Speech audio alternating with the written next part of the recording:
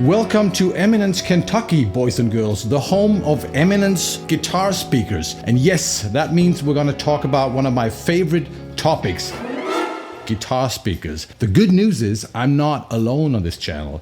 I'm here with one of the masterminds of the company, and I'm here to talk about both the history of the company, but we're also going to talk about the 5 or 6 or even more most iconic guitar speakers that Eminence have released. Thanks for having me, Jerry. Good to be here.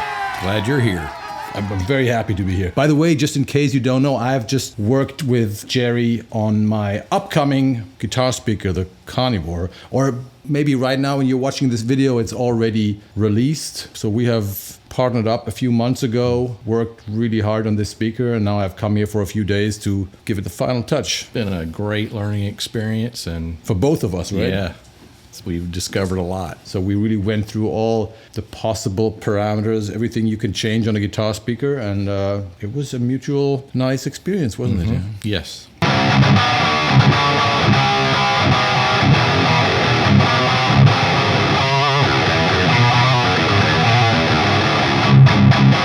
First of all, what is your position at Eminence? I'm the product design manager, and I've been here going on 28 years. And so you're an eminence at Eminence. Oh, yeah. I had to make that joke. I'm sorry.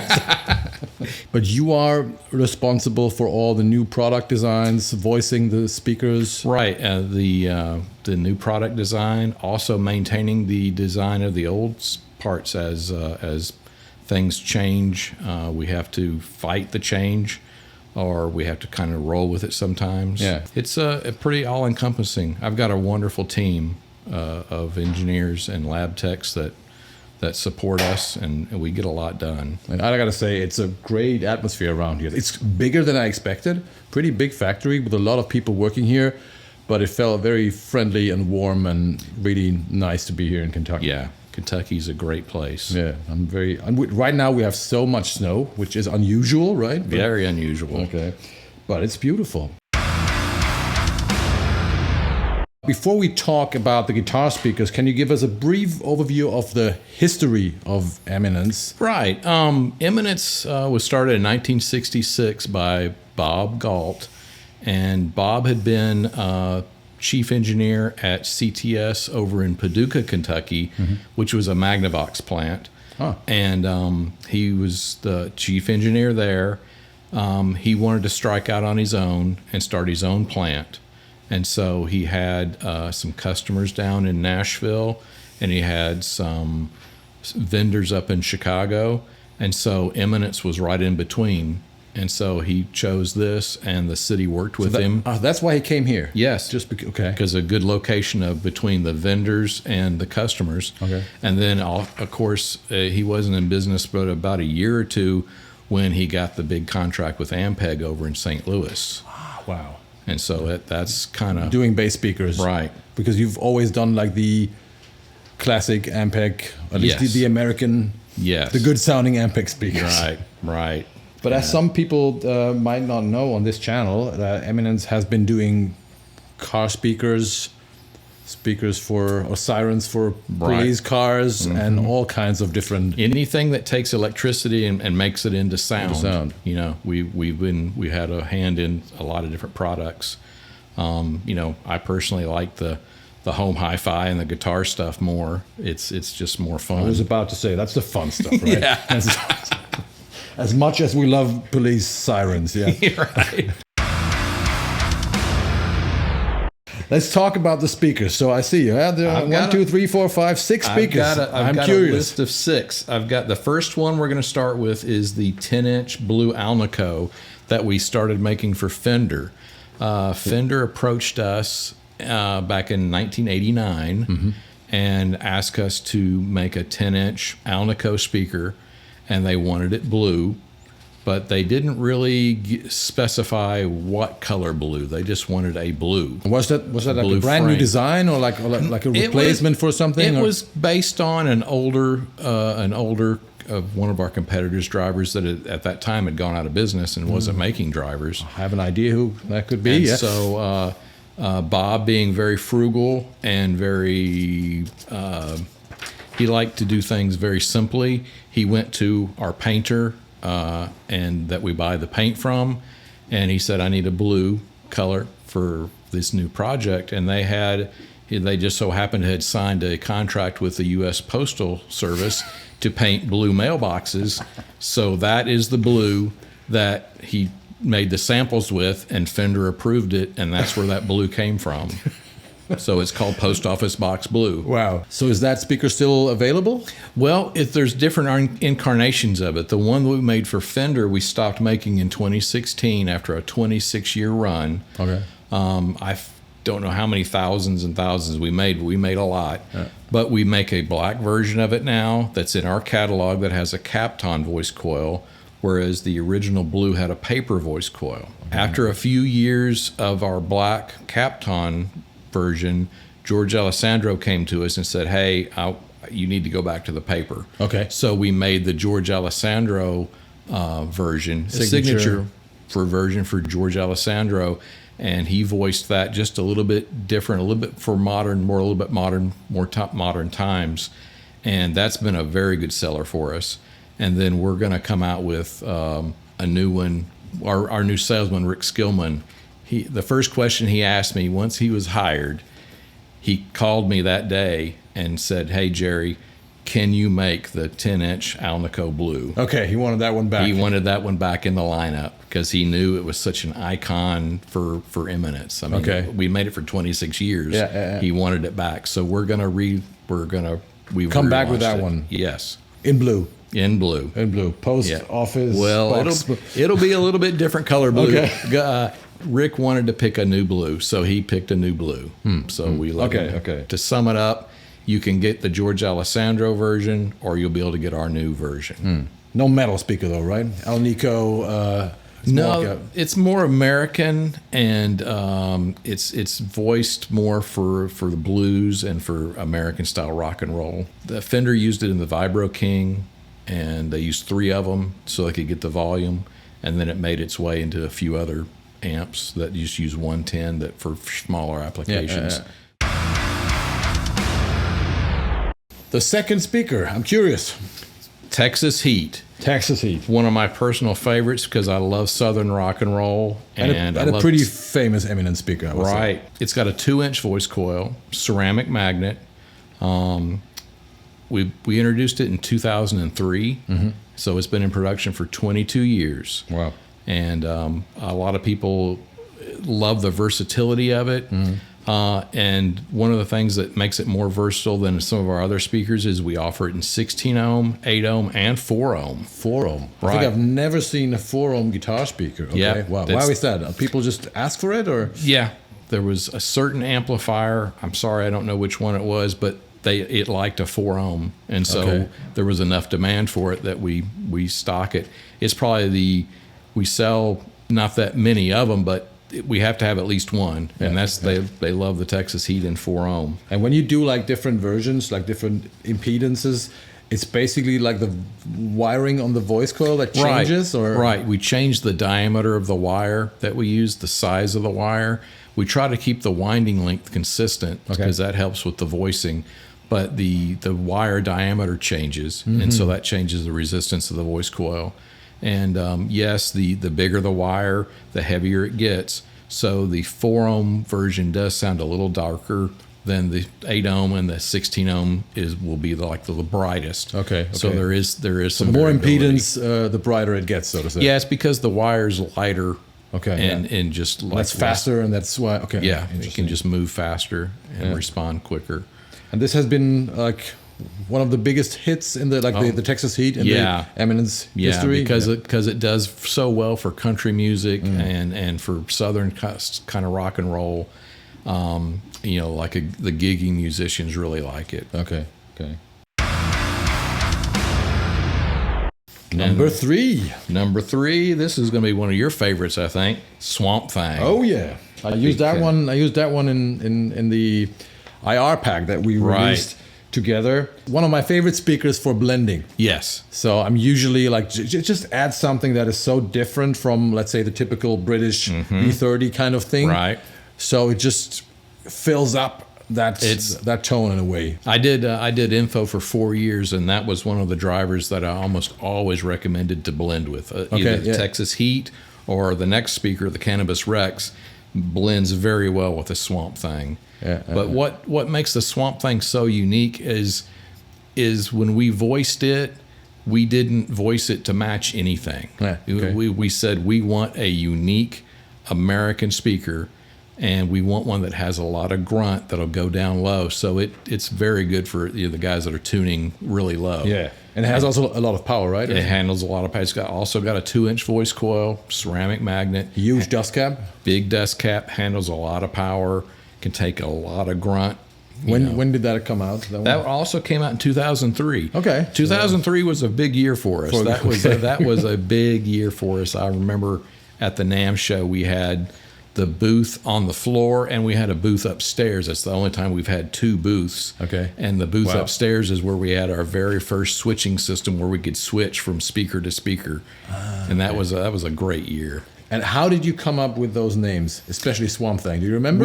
We had a contest in the plant to name the speakers after people would listen to them and look at them, and we had people submit the different names. Oh, really? And then we had a select committee that then picked it. Yeah, nice.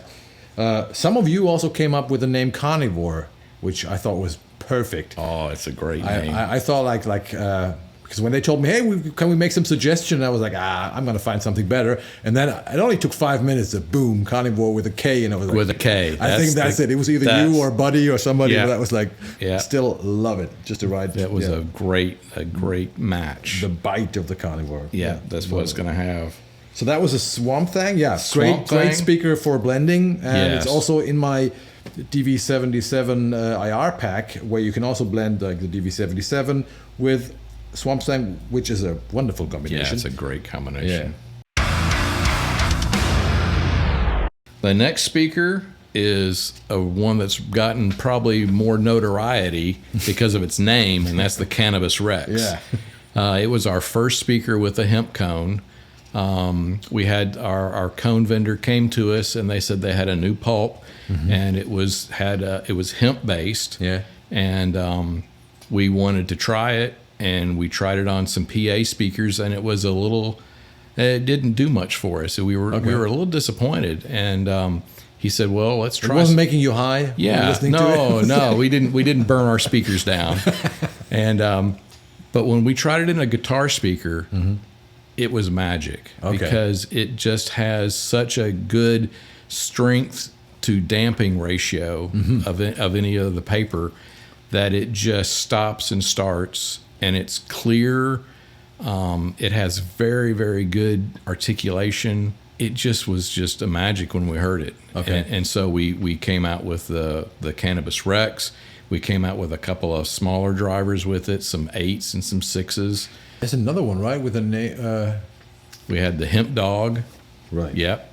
That's got the big voice coil and a big motor on it. Yeah.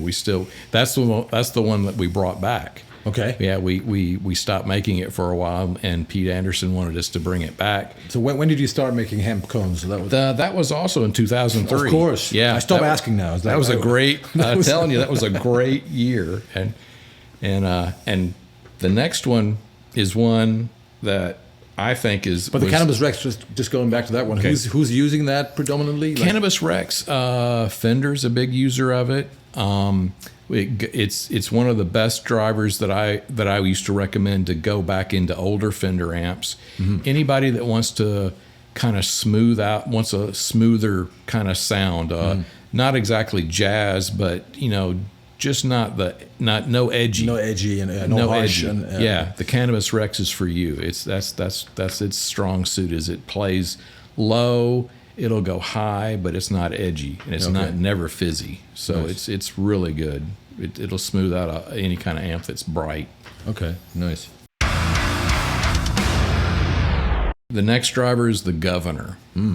The Governor, which is, I think, I would say the most famous, at least in the metal world, the most famous Eminence speaker. Yeah, because it's very British. Yeah. Uses a British cone, uses, for the first time ever, in the history of Eminence Speaker, it used a neck down construction, and that's where the neck of the cone goes against the voice coil and gets a better contact. Okay, it's closer to the... Yes, it's closer.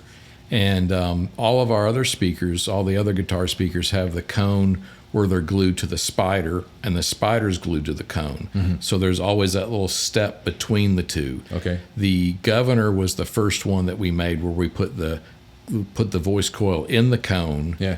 And then we attached the spider. Okay. And so that got us... That gives a more immediate or like more a much more or... immediate sound. Okay. And it's we'd always noticed that some of our competitors, that when you're doing a listening test, the sound would almost sound like it comes out in front of the speaker, whereas ours, the sound came out of the speaker. Okay. You know, and it was just like a kind of an illusion.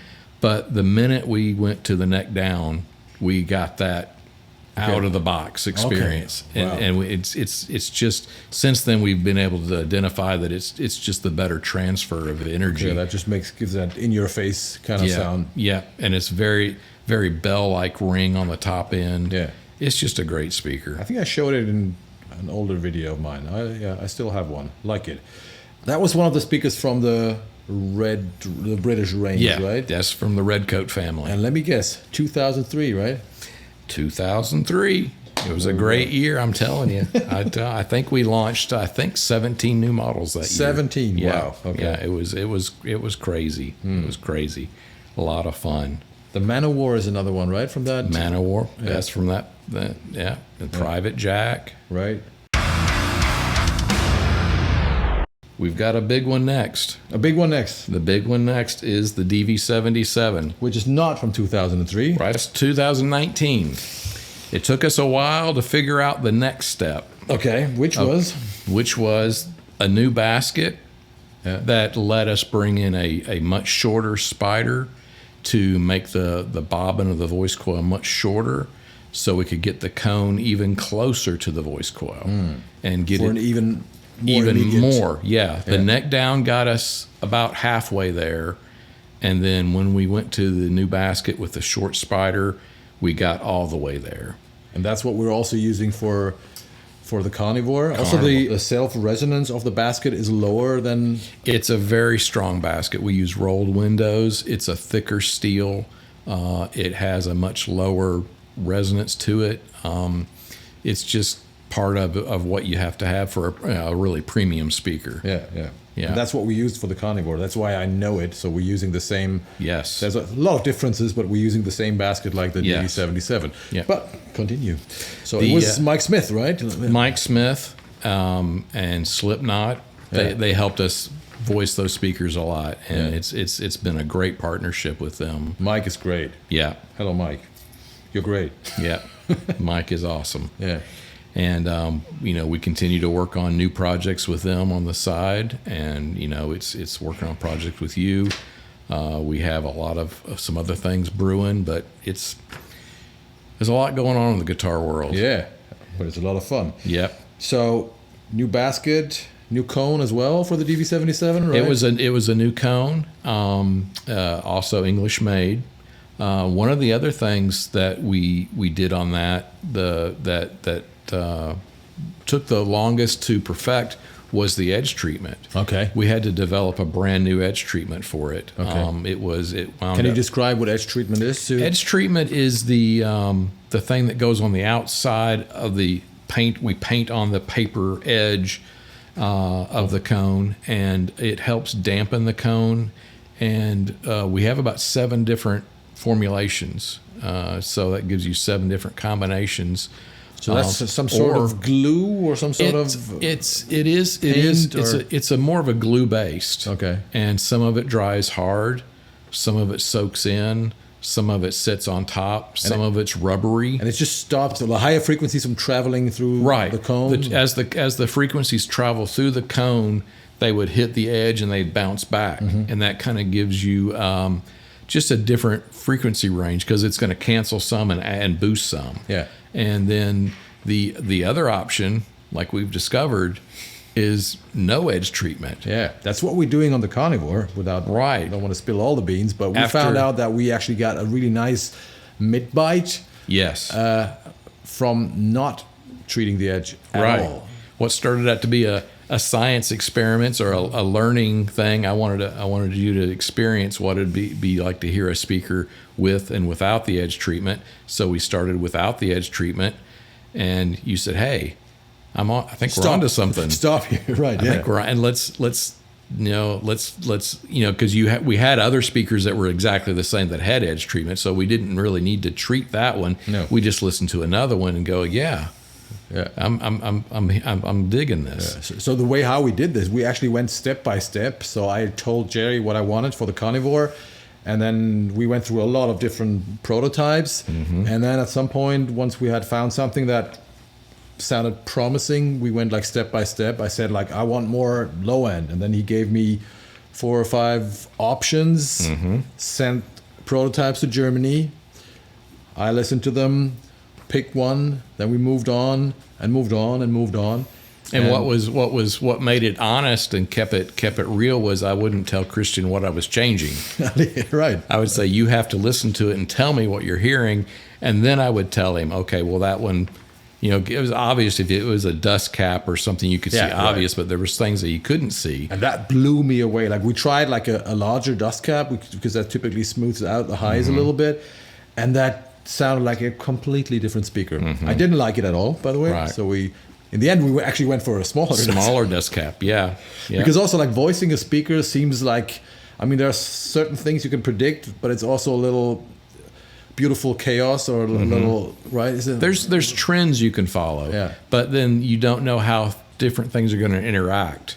Right. Like there's that one speaker that we thought we liked a certain edge treatment, but when we added that edge treatment to the other dust cap, then it wrecked it. Right. Yeah, right. it was like, those two they don't play well together. So we knew not to use that combination anymore. But I felt like how do you call that? Like a kid in the toy Candy, store, yeah. The candy store, Yeah. right? Yeah. So it was so much fun to try all of this. My head is still smoking a little bit. But it's Thank goodness your ears aren't smoking. So that was the DV77, which was also a big success, right? The DV77 kind of brought everything together because it had the neck down, the British cone, and it had the new basket with the short spider. And we're working on different versions of that basket now to work on the next generation of drivers. We'll be coming out with more Neo drivers. We'll be coming out with some other flavors of that using that basket. Because it's a great basket. A great way of getting that immediacy. Yeah, right. And also like the self-resonance. I assume the lower it is, the less ringing you have, the less you introduce additional resonances or something. Yeah, or you want the cone to be the dominant thing in the driver, and it really is. Yeah. And so the basket, getting a basket that's really strong and stable and doesn't introduce any coloration, then you can build from there. It actually makes the cone shine, so to say, right? Or like perform like it's supposed to. Yeah. That was my 6. That was my 6. I think these are really good ones. There's other ones, the private jet. There's another one that I like, and that is another British one from the British Red Line, and that is the CV. Oh, the CV75. Right. That's a great one too because it's neck down. I almost included it because it has a basket that it was a new basket to us that we brought in just for that driver. Okay. And it's got rolled windows, but what it lacked was it didn't have the ability to put the flat spider in it. We still had to use a slight cup spider in it. So it got us closer, but it didn't get us all the way there like the DV77 and its basket. But thank you very much. It was a pleasure to work with you, and I hope we're going to continue doing awesome stuff together. We will. And you guys check out all the lovely Eminence speakers we talked about, and especially, of course, the Karnivore, which should be released by now, coming out in summer 25. Thanks for watching. Thanks, Jerry. I see you in hell, motherfuckers. Bye-bye.